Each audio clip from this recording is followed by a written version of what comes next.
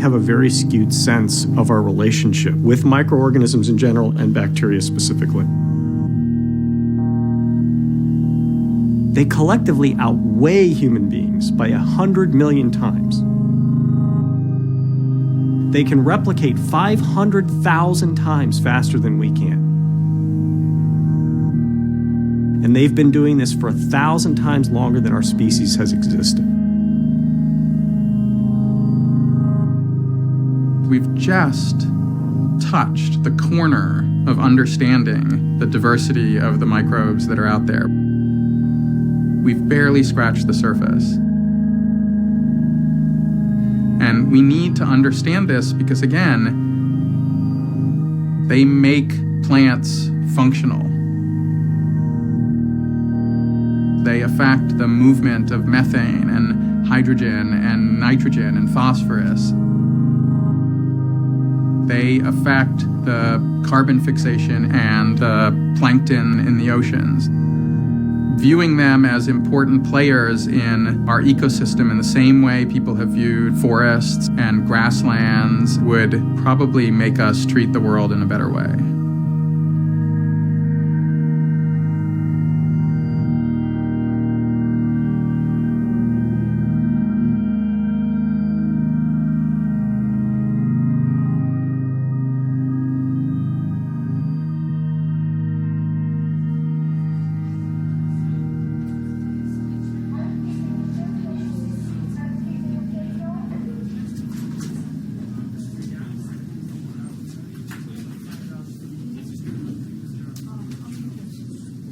My name is Robert Beam. I'm Jesse's father. I'm Christy Beam. I'm Jesse's stepmom.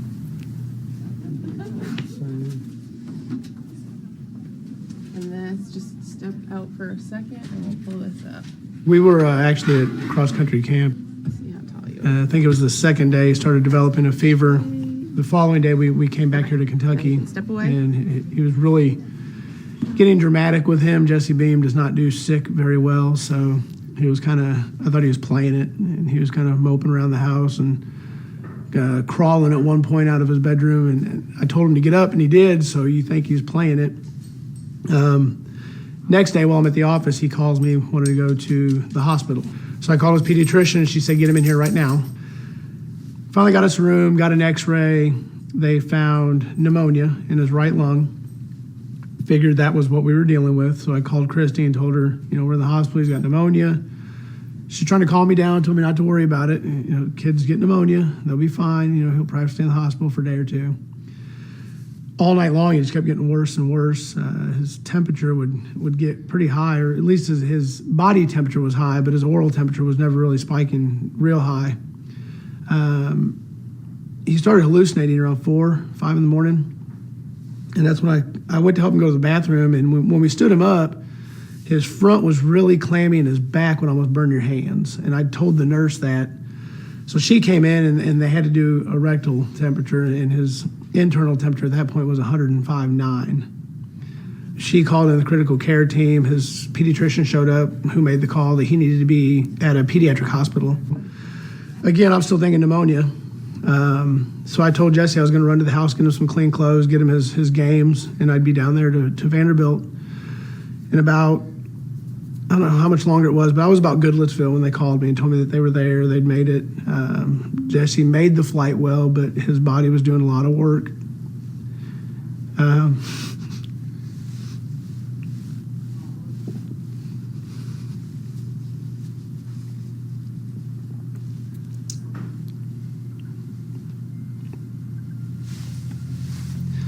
That's when they told me they put him in a coma.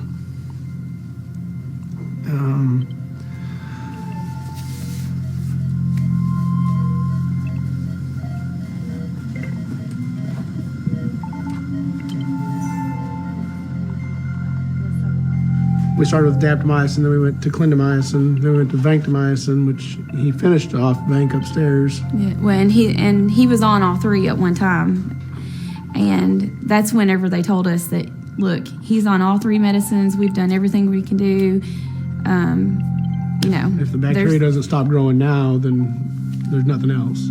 there's nothing else we can do. We've got nothing else to pull from.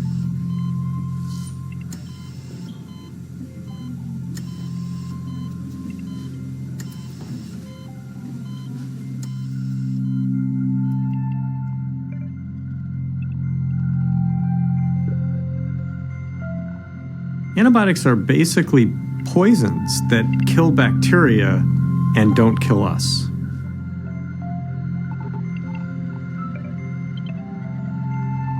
They often have some effects on the human body as well, but for infections, it's going to do one of two things to a bacteria. It either kills it or it makes it stronger.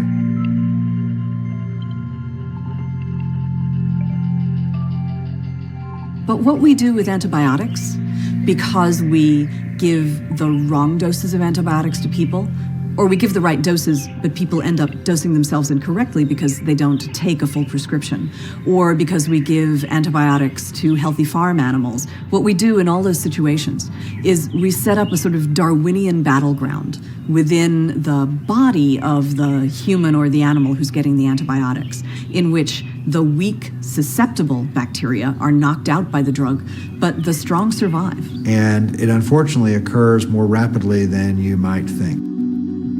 Because they go so quickly as a community of organisms, if there's a way to become resistant, they can find it.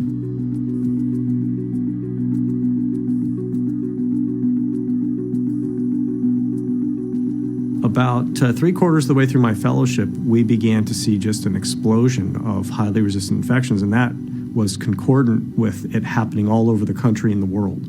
There's nothing unique about our setting.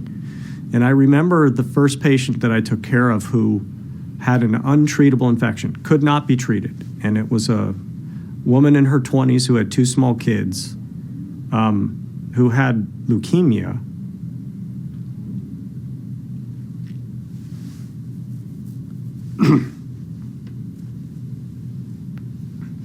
Sorry.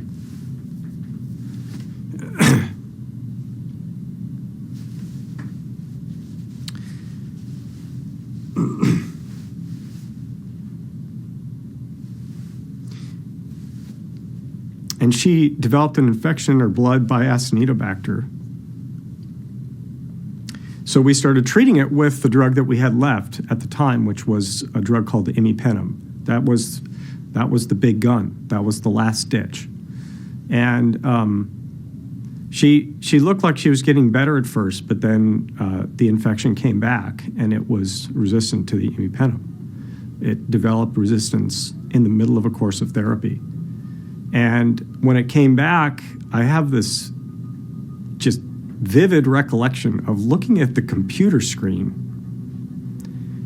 And you see a printout on the computer screen of all the antibiotics that the bacteria is resistant to. Resistant, resistant, resistant, resistant, resistant. And there was nothing. It was resistant to everything. And I couldn't fathom how in the 21st century an infectious disease specialist would run out of stuff. I mean, this is, since penicillin, we've expected that we're going to have relatively inexpensive, safe, tremendously effective drugs to treat infections. And this woman had returned to 1935. She had returned to the pre-antibiotic era. And she died. And there was nothing to do.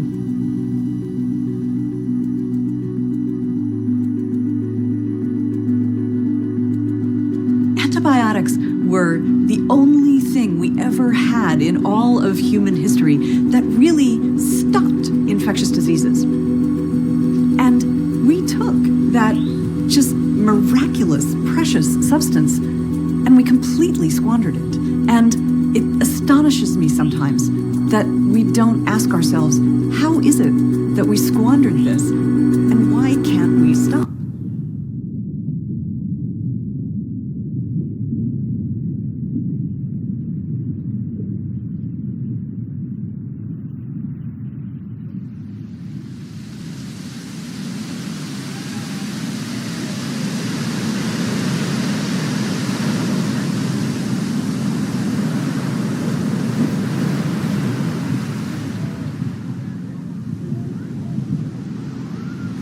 I came home from work one afternoon. I'd been working under a boat all day painting, and I was extra stiff, my back hurt, so I thought, well, maybe I'll get in the bathtub. We have a jacuzzi tub, so I filled it up with hot water and got in it, and that's pretty much the last thing I remember.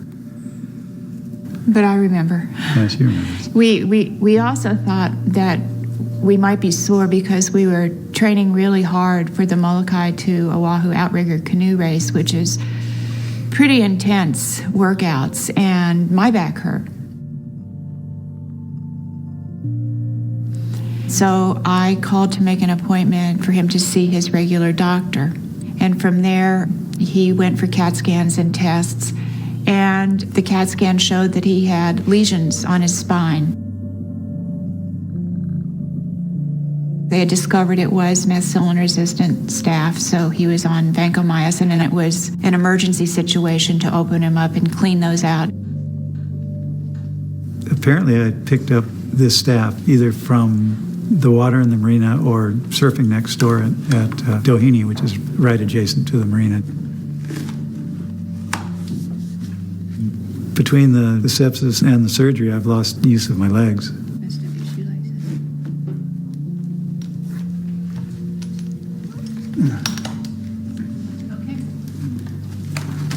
You know, I haven't really taken the time to grieve about it too much because, it's too much to grieve.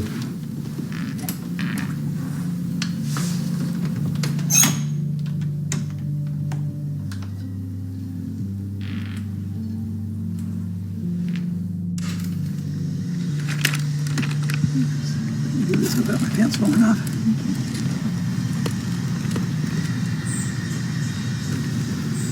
I've always been able to bait my own hook, and I can't do that anymore. It's hard. It's really hard. This is a man who was surfing one day and had his spine open the next day from a resistant infection. And I think the thing that's come home to me is it can happen to anybody, anytime, anywhere. Nobody is safe.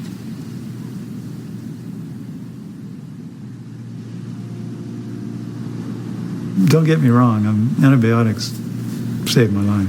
I'm really grateful for them. But I do feel that the likelihood of me getting this was probably because of our sort of rampant use of antibiotics in the first place.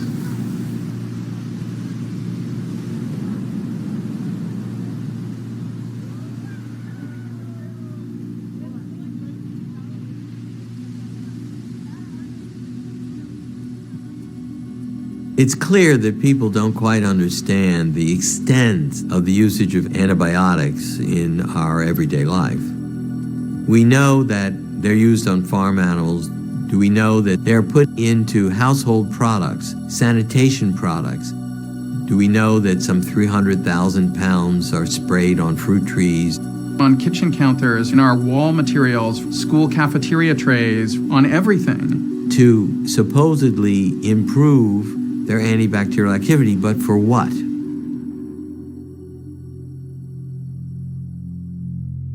Virtually all the antibiotics that have ever been used have come from organisms that are in the world around us, from soil fungi or from, something growing on bread or other organisms that are out there. And they've been in a struggle for existence for billions of years. And we have just come in at this last minute, basically, and said, we're going to take those chemicals and spray them into the world around us in these massive doses. And what happens is that most of the microbes will, in fact, be killed by some of those chemicals.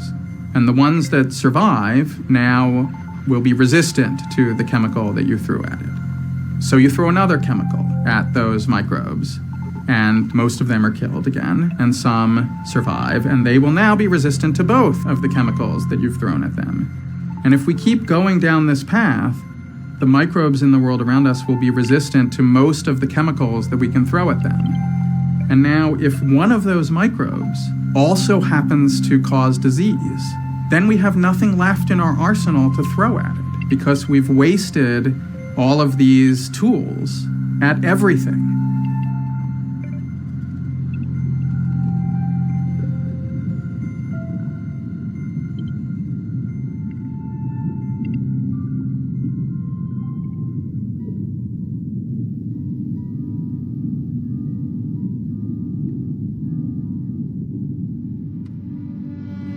People talk about antibiotic resistance taking us back to a pre-antibiotic era. And what I think they are envisioning when they say that is the way things were in the 19th century, the 18th century or earliest, when people died of infections because they tripped and fell in front of the plow that their oxen were dragging, or they fell into the works of the factories of the Industrial Revolution. And people say to themselves, well, we don't have that anymore. We don't farm with oxen and plows. We don't have huge, filthy factories like that. So we're not really at risk. But what they don't think about is that most of the structure of modern medicine relies on the deployment of antibiotics. If we didn't have antibiotics anymore, if we went to a pre or a post-antibiotic era, there would be no transplants. Heart infections might kill 50% of people again. Childbirth might be much more dangerous. To take antibiotics out of the medical system is to shut down a good part of the medical system.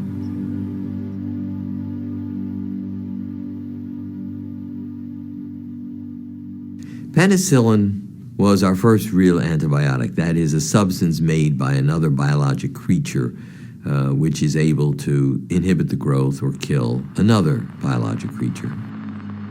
1928, Alexander Fleming leaves a window open in his laboratory, and something blows into the window and contaminates his culture plates. And when he looks at them 2 weeks later, he can see that there's little dead zones in the staph, and the mold at the center of the dead zones turns out to be the source of the penicillin. While he surmised that this was an important finding, he could not see it as a therapeutic. Then, two other British scientists, Dr. Florey and Dr. Chain, began developing its usefulness for fighting infection inside the human body.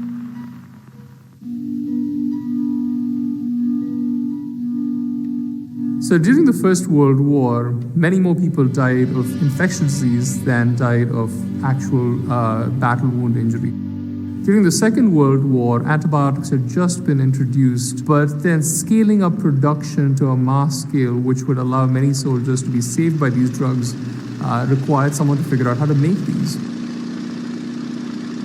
Dr. Florey and an assistant, Dr. Heatley, came to the United States to start a search for new sources of penicillin. Agents from the Department of Agriculture were instructed to send moldy foodstuffs from every part of the country.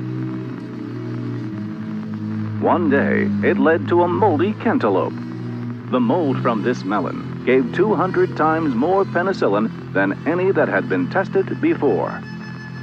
This was the turning point.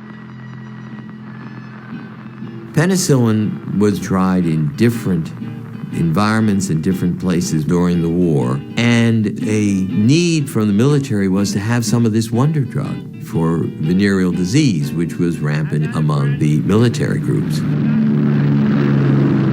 We average 30 venereal disease cases each year out of every 1,000 men in uniform.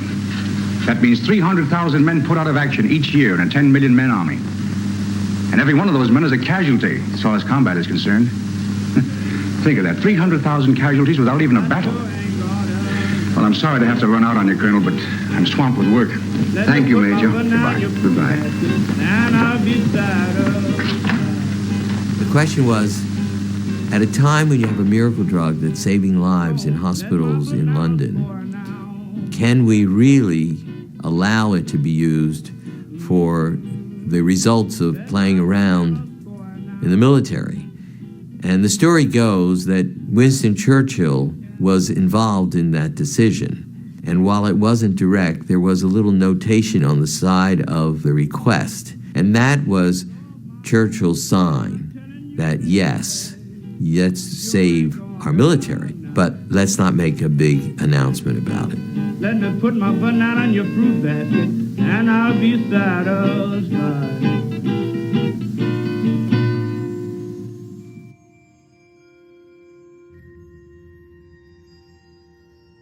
So penicillin arrives, and it's a miracle drug. People who would have died of things like blood poisoning are now cured in 48 hours. The problem is, we almost immediately overuse it. When I first got interested in resistance, it was because of penicillin resistance in gonorrhea. And it turns out that the origins of penicillin resistance in gonorrhea were from brothels in Vietnam, where the US Army had given out penicillin to all the sex workers. Not to treat, but to prevent venereal disease in the soldiers. This indiscriminate use of the antibiotic drug has contributed to the appearance of a strain of gonorrhea completely resistant to penicillin. The new strain was first detected in this country last year in infected military personnel returning from the Orient. So it was, in fact, someone's decision to protect the military from getting the disease that led to a strain and eventually a whole number of strains of the bacterium which were no longer controlled, killed by penicillin. And as a result, now penicillin doesn't work for gonorrhea for the most part.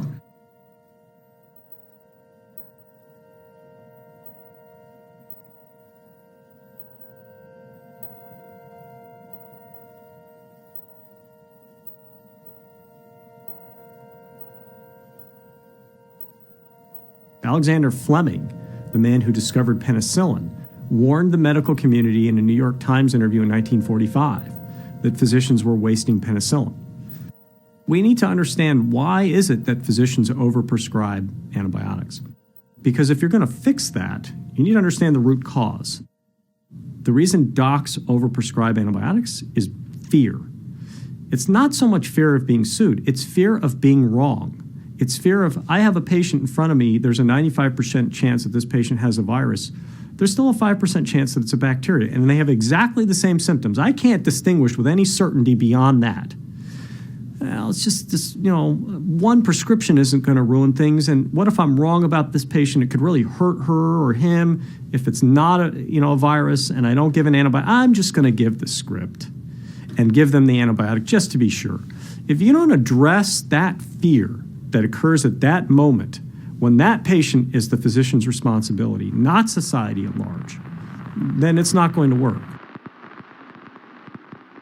Where that gets really challenging for us as providers is that when we see patients who have cough and fever and are missing school or missing work, we feel a need to be able to intervene, to be able to cut those symptoms short and get people back to health. Since we don't have good therapies for viruses, we tend to focus a lot on those bacterial infections that we do have antibiotics for. The problem is that for every patient that we treat with antibiotics, we're breeding a certain sense of resistance in the community.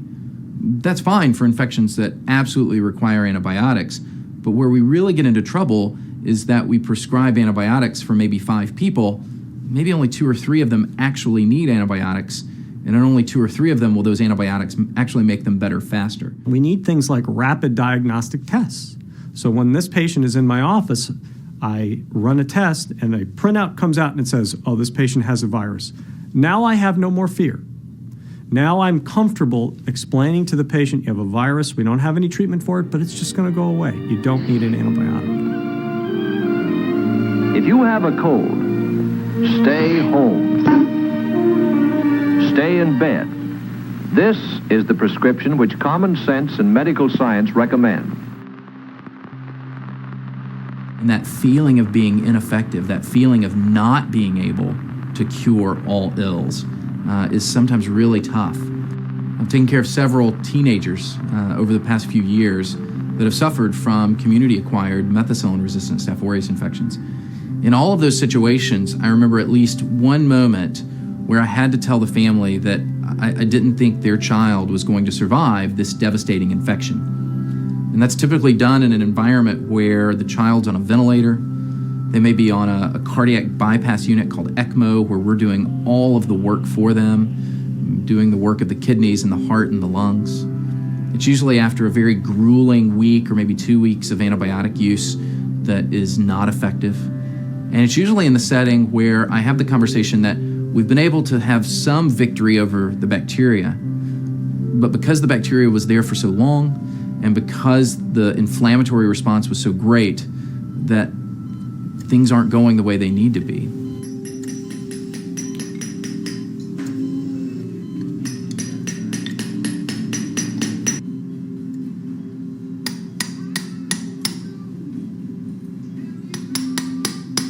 was within a day that they had come back and told us it was an MRSA blood infection. They think it was in his nose, and they just started floating through his bloodstream and found a weak spot to attack, which ended up being his knee. Then it attacked his lungs, and then it just eventually started attacking all of his organs. They'll probably need other surgeries. And growth plate on his thigh bone and his femur is involved in all this, so it's not growing. So this leg's shorter than this leg. So probably down the road we'll do something to lengthen to equal the two out. You want me to get a couple more? I think this will do it, Susan. Okay. Could you put family in a room, please?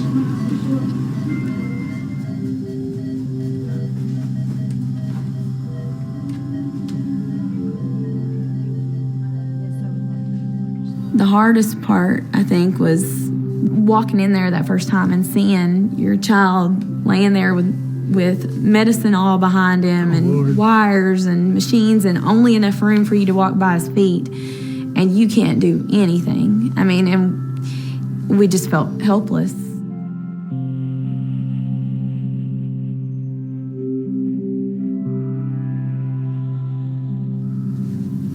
I don't know, I was like, because I mean, nobody wants to think about, death.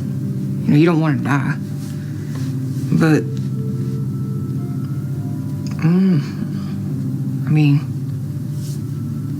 I just knew, like, it was getting to the point, I mean, I knew it had to be serious. They wouldn't just fly me down there for no reason. And I don't know, I kind of gave up, I guess.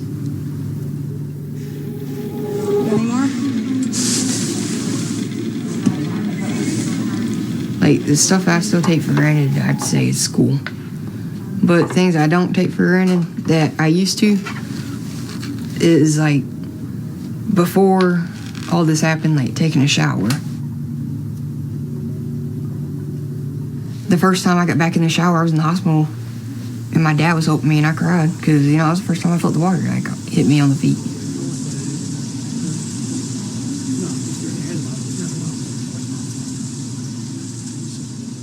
This has affected his life, and long term, he keeps thinking, I'm going to be better in a month or 2 months or 3 months. And it's hard for him to try to wrap his brain around the fact that, he's got plates and screws and pins in his leg, and his lung is shrunk. And there's always going to be that fear of what happens if he's 20 years old and something starts going wrong with the sutures in his lung. What happens if he breaks that leg again and it's chronic osteomyelitis and it never heals and it's always going to be broken. But I think overall, I want him to get the most out of life. There's something out there. There's some reason this kid was not allowed to go, and I can't wait to see what it is.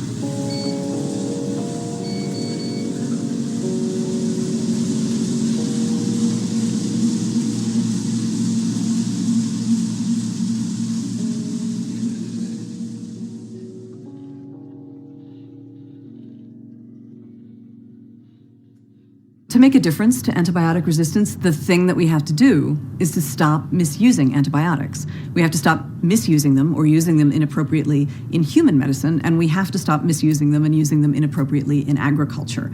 Why do those two things keep going on? I think it's really two different situations. I think in the case of medicine, it's mostly just inertia, that medicine is a big, complicated enterprise, and it's hard to get new best practices, I guess they would say, into the hands of hospitals and to convince everyone of what has to happen. But in agriculture, it's a different situation. You hear over and over again in agriculture, we're not really sure if the use of antibiotics is contributing to resistance. Yes, it is. It's not a scientific question anymore. It's a question of politics and it's a question of economics, but it's really not a science question.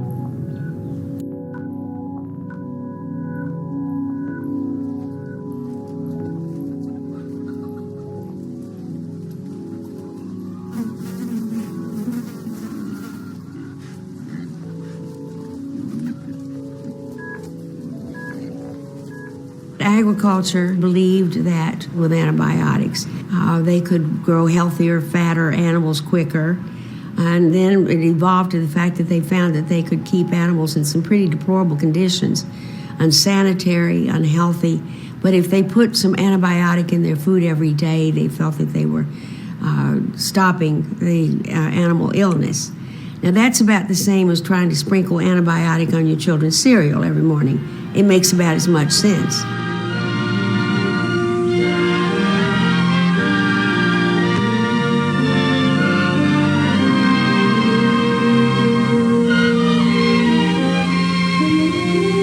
Today, agriculture is going far beyond nature to produce new miracles for an even better, more abundant life. Well, we produce 9 billion food animals in the United States every year. So those are animals that we raise for meat. And those 9 billion animals, most of those are raised in concentrated animal feeding operations, or CAFOs, and given regular doses of antibiotics. And what we know is that about 80% of those antibiotics are used non-therapeutically. And they're used to make the animals grow faster and to prevent diseases that may just be occurring because of the way we're raising them.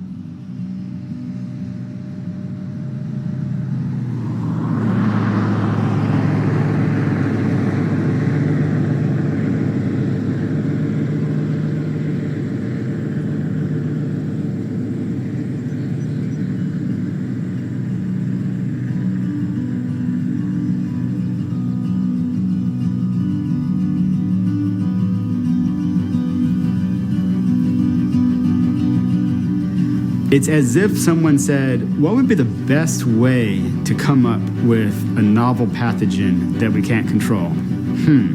Let's get a bunch of creatures together, let's put them together in close quarters. Let's put them literally over their own manure. Let's feed them the same thing.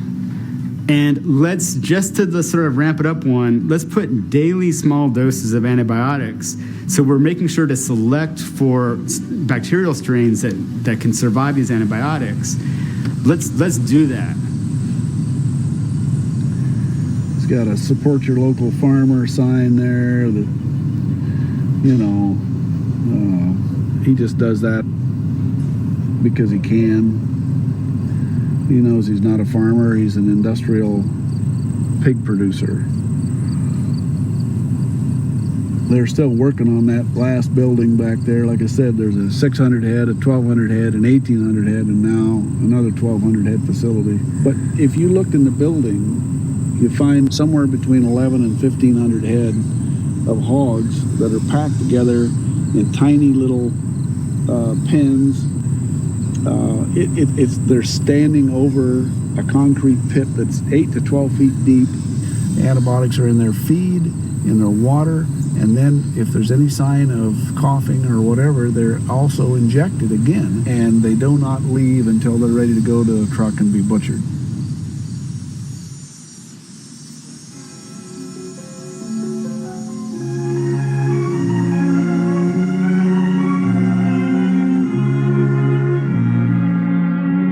Wherever livestock are kept, food bills always account for a large proportion of the cost. A bird or animal is not a very efficient factory for converting animal food into human food, and anything that will help to improve the efficiency will add to the profitability. In this, the animal food industry is helped by the specialist's laboratory. Back 50, 60 years ago, they found that if they gave very low levels of antibiotics, the animals would grow a little bit faster than if they didn't have the antibiotics in. We don't know why. We didn't know why then, we still don't know why now, but we know that that does make the animals grow a little bit faster. So that's why it started happening, and we've really grown up the industry with putting those low levels of antibiotics into the feed. The finding was at Letterly, where the company was making a tetracycline for use in people. The mash from the tetracycline was given to chickens and other animals and noted that they seemed to grow better for the same amount of protein. Well, it turns out that the substance doing the growth promotion was none other than trace amounts of the tetracycline left with the carcasses. Then the industry said, let's just add it back to the feed. And so penicillins and tetracyclines especially were added back to feed for what was then called growth promotion, later called feed efficiency, and now being re-examined because in fact their extended use is a mistake. For large corporations, what they want to do is get as much meat out as quickly and as cheaply as possible. That means putting antibiotics in for growth promotion to keep the animals from getting sick, and the whole thought of treating the animals gets to be almost secondary. Iowa is the biggest hog producing state in the United States. And it's really interesting to look at what happened in Iowa over the past 25 years and the way that the place that hog farming had in Iowa changed over that period. Eric D. produces 2,000 hogs a year on his factory farm. He has traded in his slop bucket for buildings where the temperature is controlled, the feed automated, and the overhead expensive. In order to be profitable, this assembly line must run non-stop. We didn't find this system of technology. We were forced to look at this system of technology if we wanted to stay afloat. So between 82 and 2007, we go from 50,000 farms to about 8,000 farms. 85% of hog farms in Iowa went out of business. The other ones scaled up dramatically. The price of a hog went from $240 in 1982 to about $109 in 2007. So you saw the remaining farms were making way less profit per hog, and that is one of the reasons those farmers are so protective of their right to douse their hogs every day with antibiotics, because they've got so many of them, they've got such tiny, tight, micro-thin profit margins that they're under severe pressure to produce as much as possible, as fast as possible. I'd love to be able to say that we should only give antibiotics when they're absolutely 100% necessary. But right now, in certain industries, the poultry industry, the swine industry, it's an economic necessity. Confinement agriculture, as it now exists, could not exist without antibiotics being used the way they are now used. So if you took antibiotics out of that system, or if you even dialed back their use, the system would have to change. And people within that agricultural system say it's not worth the cost. Well, tell that to a mother whose child dies of an antibiotic-resistant illness. It's certainly worth it to that mother. April 16th, 2004. It was a Friday, absolutely regular, normal, every day. And that morning, around 6 in the morning, my son, who was 18 months old, my son, whose name is Simon Sparrow, let out this shriek. And he wasn't acting himself. He was kind of under the weather. But I just thought, oh, he's 18 months. Kids get sick. He'll be fine. But my husband had a sense that something was very serious. So he said, I'm going to bring him to the emergency room because I really feel that there's something wrong here. And I actually thought he was overreacting. I thought, okay, yeah, go to the emergency room. I'll catch up with you later. I had to get my older daughter ready for school. And then I arrived. My husband said that the emergency room folks had administered all kinds of tests, but no worries, he's fine. You can go home. At this point, he was increasingly having trouble breathing. And then right in the middle of the afternoon, I touched his cheek and his forehead, and they were ice cold. And I completely freaked out because I was used to fevers. Like you touch a forehead and you can tell, when a child has a fever because it's so hot. But I had never felt ice cold on a child's head. So I freaked out and I called the doctor at the emergency room, and I explained what was going on, and I had her actually listen to his breathing, and it was kind of like,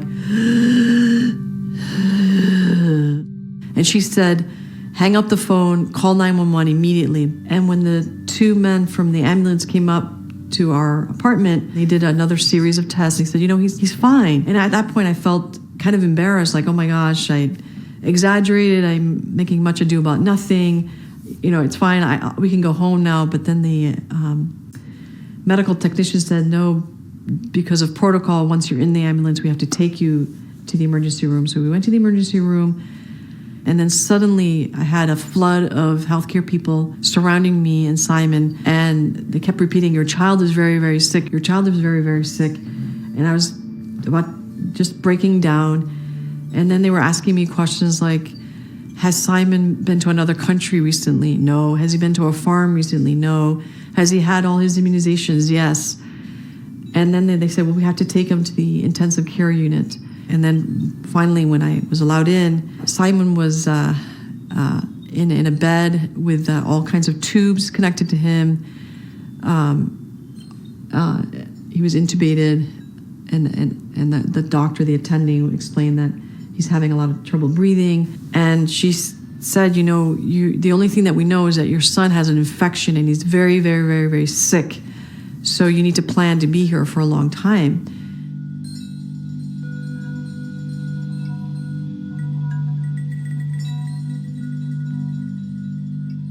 And then they brought us into where he was lying down in bed, and there were at least 10 medical doctors, and they said that the only chance that he would have was if they put him on this machine called the ECMO machine, ECMO. It's a heart-lung machine.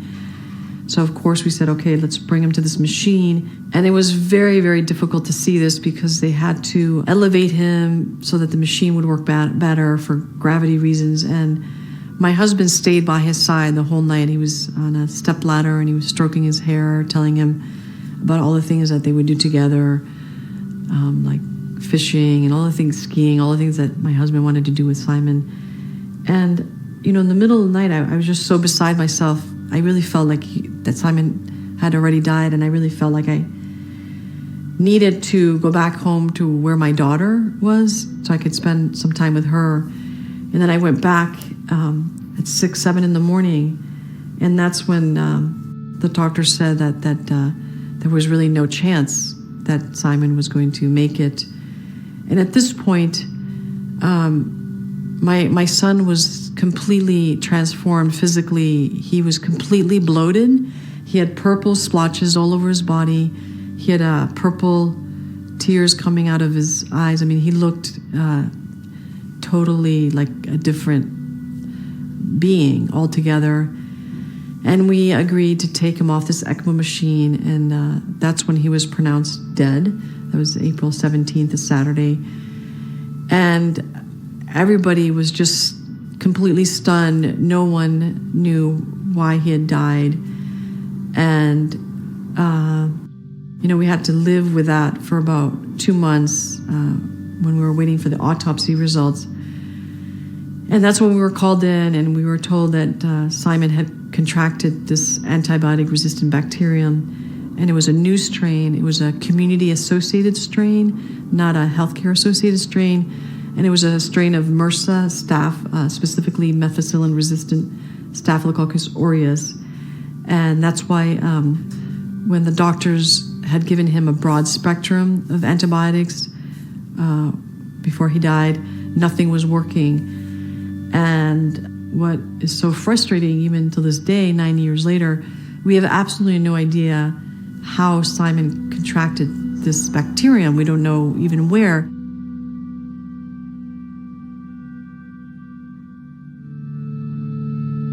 It happened in less than 24 hours. Really don't even have the words to describe, how we felt after learning all of this.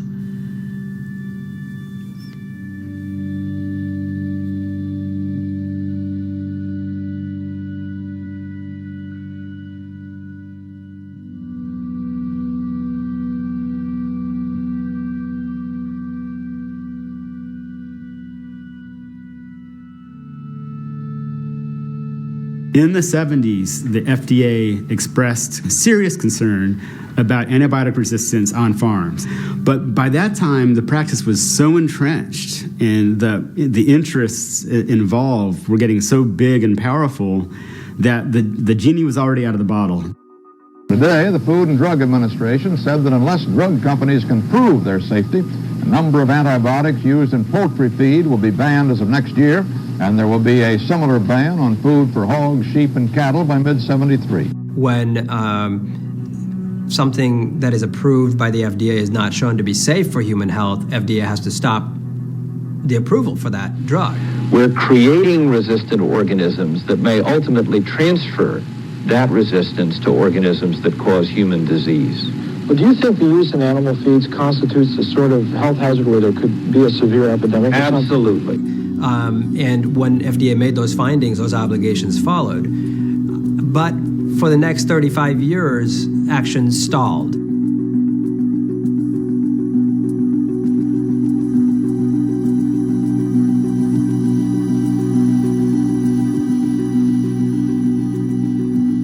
It's a very complex issue, and there continues to remain, gaps in the understanding. And I think that has driven the inability to kind of move forward. Is that those gaps, over the numbers of years, have always been pointed to and say, well, we don't have definitive enough data, so therefore we shouldn't take any action. And I think that's been the thinking up until more recently, where I think we've been pushing for moving forward in a more, with a strategy that says, well, look, we understand there are some gaps in the science, but there is an awful lot we do know.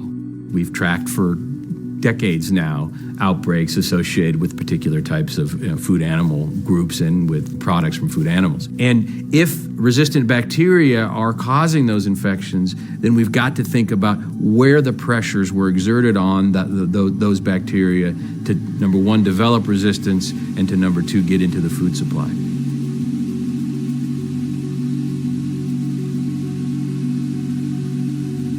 This is not just a theoretical risk. What we see is that most of our meat and poultry in the United States are contaminated with drug-resistant bacteria.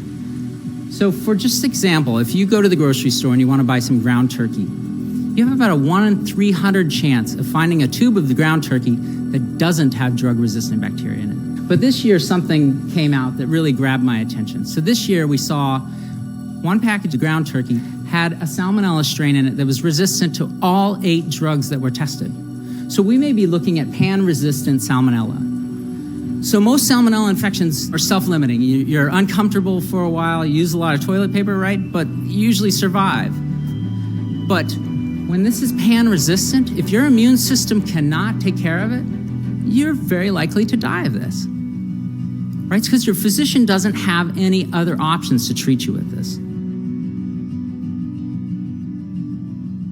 In response, FDA has chosen to focus on voluntary measures, essentially recommendations to industry that industry is free to follow or ignore. It enables us to work in a collaborative way with the industry in a cooperative way, so that we can move forward in a productive way to get this issue addressed, but at the same time make sure that the products, these products continue to be available to the animal ag community, and then we make the change in a real deliberate way, and it gives us some ability to phase it in over time, and pay attention to what those collateral effects may be as we move forward, implementing the changes.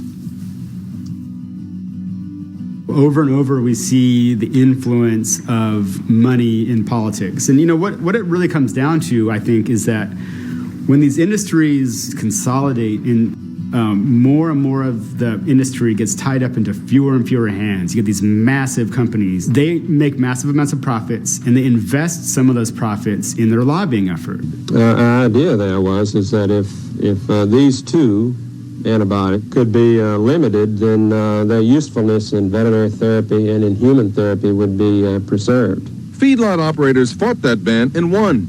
They argued no conclusive link has been established between antibiotic use in animals and human disease. But the government says that's no longer true. It isn't just the meat companies who have massive amounts of power.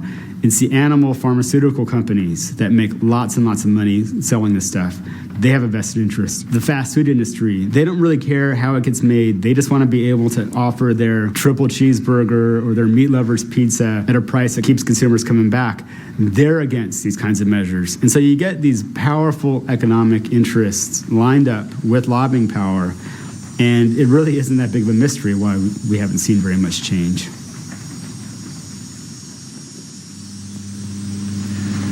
But now that we know the extent of the problem, let us consider what can be done about it. Is it a necessary evil? Is it something science is unable to fight, or is it simply too powerful for the human race to cope with? I was born in Denmark. Some years ago, I went back for a visit. I was amazed at their progress, and I took some home movies. You can see for yourself how Denmark attacks the problem.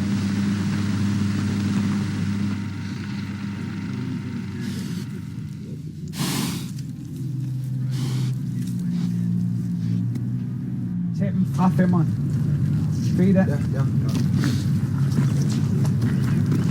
In 1992, Denmark make an agreement with English people. They don't want antibiotic growth promoters in the food for the pigs. And in 1995, it was a ban in Denmark that you may not use antibiotic growth promoters for food. In 1998, it was a ban in Europe, but I think it was 2004 it was stopped to use antibiotic growth promoters totally in Europe. But in Denmark, we started already in 1992.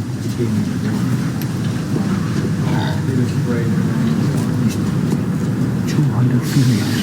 Can you hear? 200 females. And now we're screaming.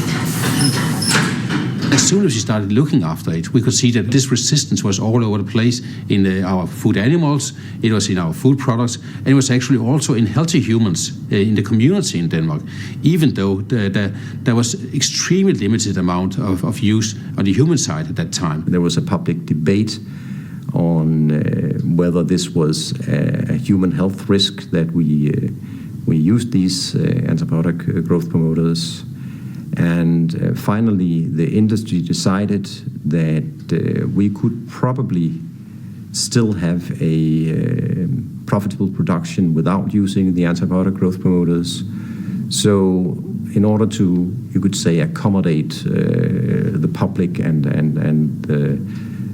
our customers, we decided that we would ban them voluntarily.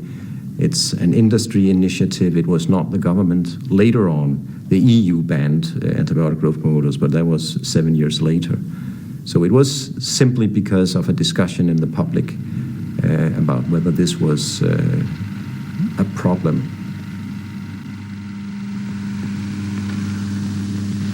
Well, the question is, does their system work any better?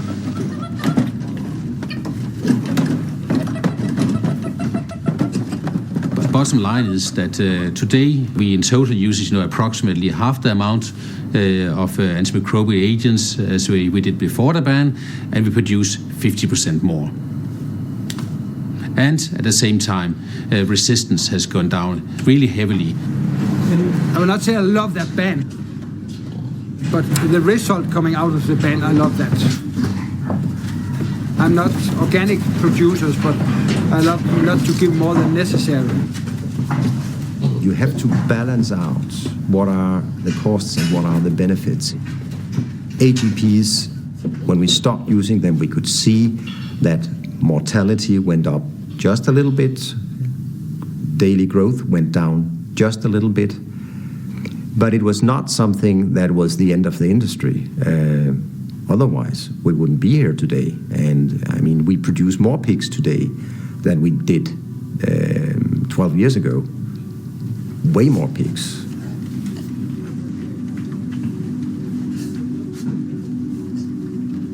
Well, of course, we hear this argument all the time that this might be feasible to do something in a small country like Denmark. But come on, Denmark is producing 28 million pigs every year. That's basically the same amount as the state of Iowa does. I think it's about 30 million pigs. So if we can do it in Denmark, of course you can do it in Iowa. And Iowa is probably the state in the US that's produced most pigs. So it's not so difficult. It is actually feasible. And of course you can scale it up to any state in the US.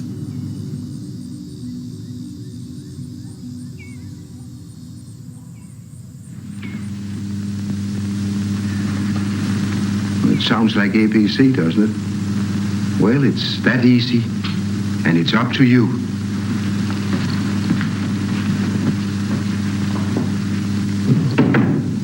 I don't know about you, but I hate the idea of the Swedes, Norwegians, and Danes thinking we're a bunch of superstitious idiots. Let's show them we're as adult and intelligent as they are. Let that be our plan of conquest, the conquest of disease.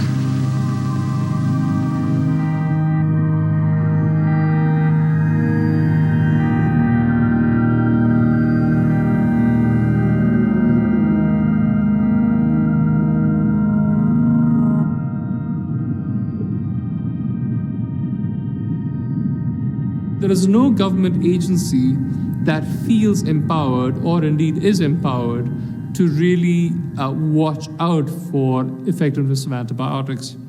And I'm not advocating the creation of a new government agency, but certainly if we didn't have government paying attention to the effectiveness of antibiotics, most assuredly there's no private incentive to pay attention to this. If you want to design interventions to block transmission of infections, you got to know where the infections are. You got to know where the resistance is. You got to know where the antibiotic use is. Europe has developed a very sophisticated network, that's EU-wide. The United States is behind. To really understand resistance and to really understand what's going on, it's probably more important to have granular information that allows you to look at, more discrete geographic areas, to look at the correlation of use with resistance rates that may happen at a more local level. And what are the challenges to getting to that more granular level?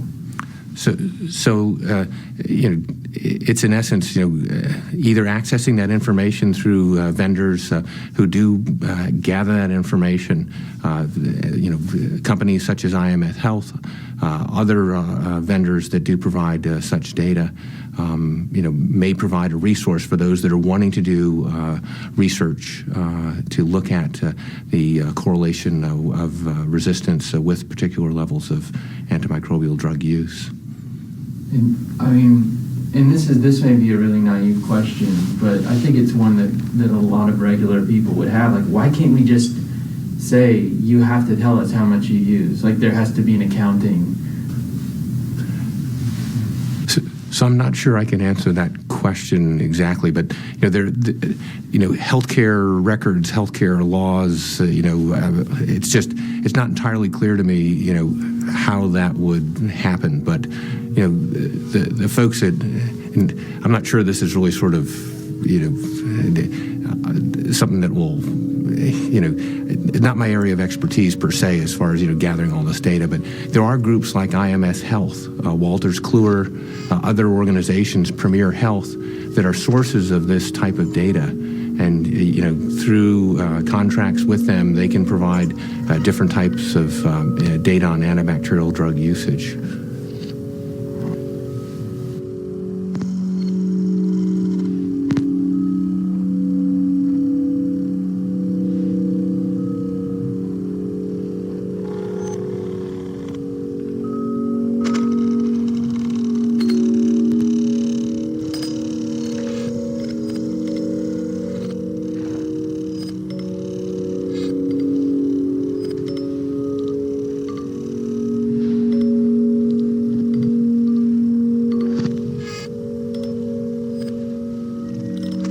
The political and economic realities behind why we have not set up a coordinated federal network that isn't just looking at one or two diseases at a time, but is doing pan surveillance.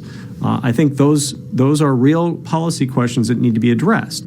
If you do not have these data to show where you are, you don't have absolutely no clue where you're going. You cannot monitor what is the effect of the interventions you do. You don't know which kind of where you should target, what you should do about it, and so surveillance is really the essence, the basis of everything for anything you do, both before and also for the future. You have to have an independent FDA and USDA and independent regulatory authorities to be able to look at these products, to analyze them on a continuing basis and call the chips where they may. And that sometimes creates political problems on Capitol Hill and elsewhere, but that is what the public expects. This fight is probably the fight of a lifetime. I don't think there's any question about that. If 148,000 people die a year of uncontrollable infections, we've got a problem on our hands, particularly since a decade or two ago. That wouldn't have been a problem at all. And it is up to us to stop it. And it is heartbreaking to me, not to say stupid, that we would take one of the most single advances in medicine in our lifetime or in the last century and simply waste it. And it infuriates me.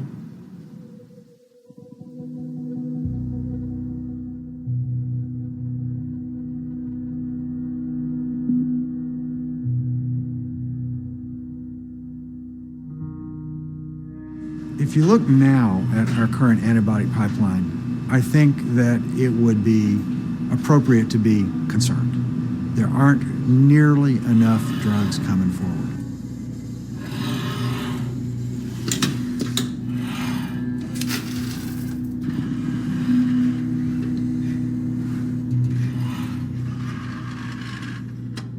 If you're a pharma company and you spend 10 years and $1 billion, those are the usually agreed to numbers, 10 years and $1 billion developing a drug, and you bring that drug out, and within a year, bacteria are resistant to it. And within 3 years, a lot of bacteria are resistant to it. And within 5 years, maybe physicians don't want to prescribe your drug anymore because they're not sure if it's going to work in their patients or not. Why would you make that drug? How are you going to recoup that $1 billion? When you look at it through that lens, making something like Viagra or statins or insulin that people will take for the rest of their lives, that makes a lot more sense. The second side of the coin is the regulatory. The Food and Drug Administration has completely changed the way that it looks at antibiotic clinical trials. And, the reasons for this relate to very Byzantine statistical concepts. The effect is that companies know, A, they don't know how to get new clinical trials done for antibiotics. And even successfully completing those trials, you have a much lower chance of getting a drug approved now than in the past. So tell industry, tell investors that it's going to take much longer than it used to. It's going to be much more expensive than it used to be, and you're going to have a much higher risk of failure even if you successfully complete your phase 3 trials. And watch those investors run for the hills. That's what we've done as a matter of public policy in antibiotic development. We need to encourage developers to be willing to bring forward antibiotics that might be antibiotics that we don't use very often. And I think it is not reasonable to expect new antibiotics to all be best-selling drugs. That in fact, if they become best-selling drugs, we're probably not using them correctly.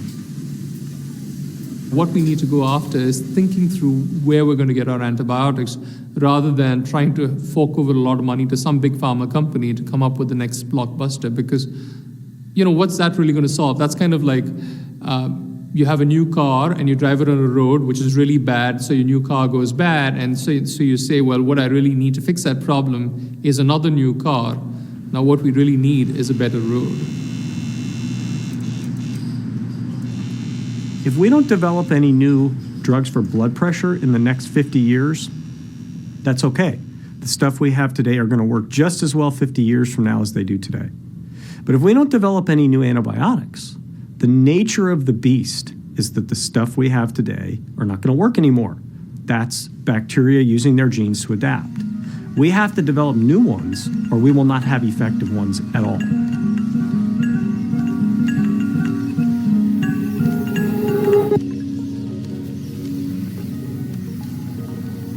The tragedy of the commons exists when any individual who's using a particular resource, let's just call it fisheries, and you think, well, a problem with fisheries is that there is too many people catching fish because any fish they leave in the ocean is basically lost to them because someone else is going to catch it. And that's exactly the same problem with antibiotics, which is if I don't use that effectiveness, it's gone tomorrow because someone else is going to be using up that effectiveness. And in a sense, it takes the problem of antibiotics out of the realm of medical science, which it is a medical problem, but it's really a problem of behavior of individuals and of societies. The overprescription and misuse of antibiotics is a classic example of the tragedy of the commons. If I was the only physician in the country that was prescribing antibiotics to people with viral infections, it would have almost no impact on the spread of antibiotic resistance among bacteria. When every physician does it, and when it's done in animals, it's done on a tremendously widespread industrial scale, that has a negative detrimental effect on society as a whole. And the time for bickering over half measures and debating the nuances is over. We're past all that. It's time to sit down in a serious way and fundamentally redesign the processes by which we discover, use, and protect antibiotics. We can try and figure out a way to protect ourselves from the very dangerous microbes that are out there. And that probably will require us to accept some risk associated with life. That is, if we walk around into our environment, it's probably better for us in the long run to get exposed to the microbes in the dirt and on our mother and other places. So you sort of have to accept that occasionally some of them are going to make you sick. And hopefully we'll have treatments that will allow us, if they make you really sick, to get rid of them. The best quote that explains our relationship with microbes came from Nobel laureate Dr. Joshua Lederberg, who wrote in the magazine Science that the future of humanity and microbes will likely evolve as episodes of our wits versus their genes. Their genes allow them to adapt to anything we throw at them. It's up to us to use our wits to keep up with their genes.